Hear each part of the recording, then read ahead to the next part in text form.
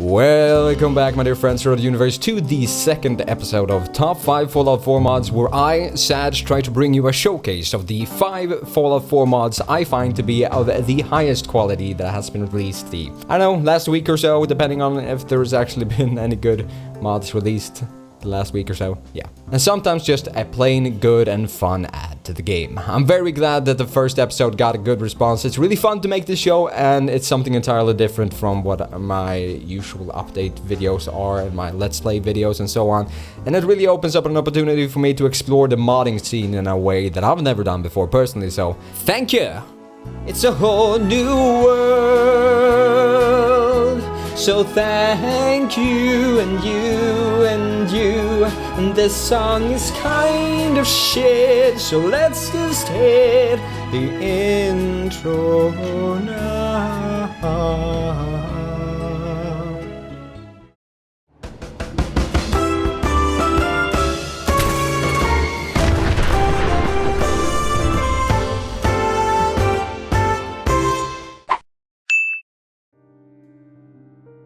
Pipboy retexture seems to be something that is up everyone's bag since there are so many of them on the Nexus, but it's actually pretty hard to find good ones that are at least a tad lore friendly. I like lore friendly high quality stuff, I have to say, but I think this Combat Pipboy by Slav Kravenchenko is a really cool and good one, and it very much so got me that Mad Max kind of feeling for some reason. And Mad Max is sort of one of the inspirations for the Fallout's franchise, so I think it's pretty fitting. I just wanted to slap on some road letters and start walking around the wasteland with my salvaged looking old Pipboy and dog meat by my side and do nothing but walking, salvaging and surviving for days. Yeah. I also think this Pipboy retexture deserves more endorsement than it has on the Nexus at the moment, so head over there and give it a thumbs up, why don't you? I think it adds something pretty cool to the game, and yeah, it looks pretty sweet. If you like Rust, I guess. Next mod on the list is the Pridwin 2K retextures by Tamu75.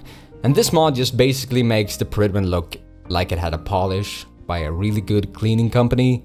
It just basically makes the Pridwin look better. Yeah, and I actually noticed no performance impact for this one either, so if you hang around the Brotherhood a lot, this mod and the BOS kit from the last episode is some of the first must-have mods that I found for the Brotherhoods of Steels. The Brotherhood already look kind of badass as it is, so it doesn't hurt helping them look a little bit more polished as well.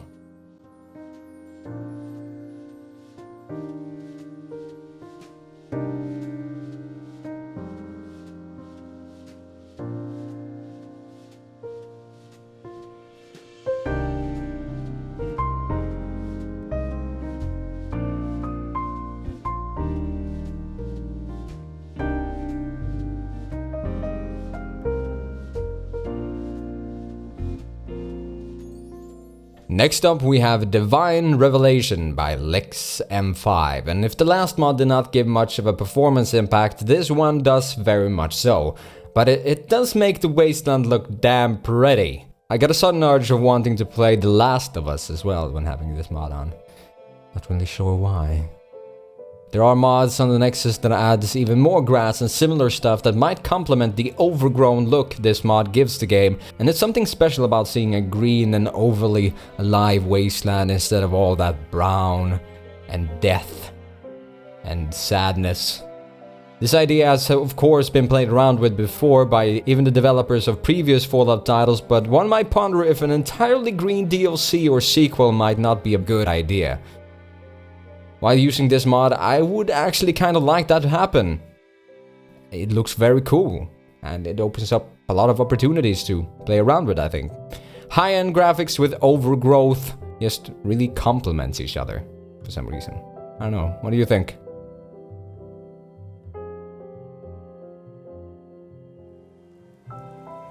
Next mod complements the beauty of nature even more in its True Storms Wasteland Edition, Thunder Rain Weather redone by Fading Signal. So this mod makes the FO4 rain mod in the previous episode a bit obsolete, but I guess you could play around with this one instead if you want that, or use the other one. I don't know. It could probably complement each other if you manage to use that some way. I don't know. But I very much recommend this mod. Not only does it make the rain, Rad Storms, and so much more look way prettier than before, it makes the sound of it way better and more immersive as well.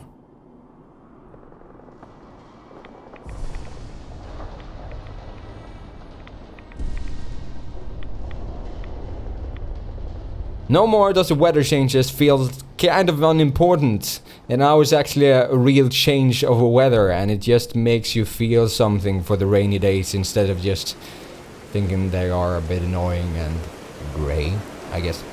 And the Rad Storms look fucking amazing. And next up we have our first power armor retexture! Yay! Sounded more like a monkey there. There we go. God damn it. Sometimes I just lose the spirit. Never lose the spirit. The XO1 Iron Man skin standalone by Ice. And even though this retexture is inspired by Iron Man, I have to say that it looks damn good. Nonetheless, I'd be happy if this was a normal faction armor in the game, and it's the only one that I've found on the Nexus that I think is really worth a download, even if you're not the biggest Iron Man fan, just because of how damn good it looks. There's also a chrome looking one if you don't like the red and yellow one, which looks very good as well, if that's more to your liking. And while you're out exploring the waste as a heavy ass random Iron Man looking tin can, you just might want to help some strangers along the way to fit your newfound superhero persona.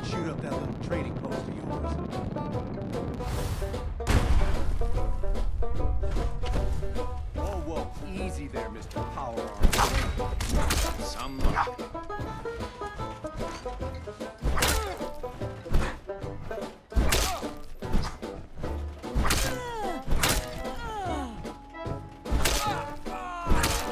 Awesome work, Iron Man! Another dino rescued for the wild citizens of the Commonwealth. High five! And as a bonus for this episode, I wanted to showcase two mods that I think complement each other very well and I found hilarious to play around with. It's by far the least lore-friendly mods I've had on this show and probably will have for a while, and it's the Darth Vader helmet by Invalid Fate for Pordin Shingan the Skyrim Originate. Guess this was for Skyrim first, but oh, yeah, whatever. And the Lightsaber Renew by Invalid Fate. All we need now is an Empire, or some Rebels, and a Force Choke mod, and a Luke Skywalker NPC that we can cut the hand off, and we're all good to go. Star Wars Fallout Episode 11, Darth Vader's True Destiny.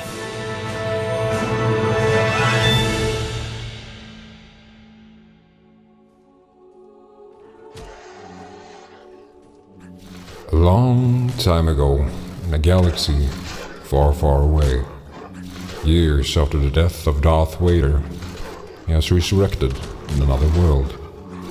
Still longing for the power of the dark side that he never achieved while trying to fight the rebel forces.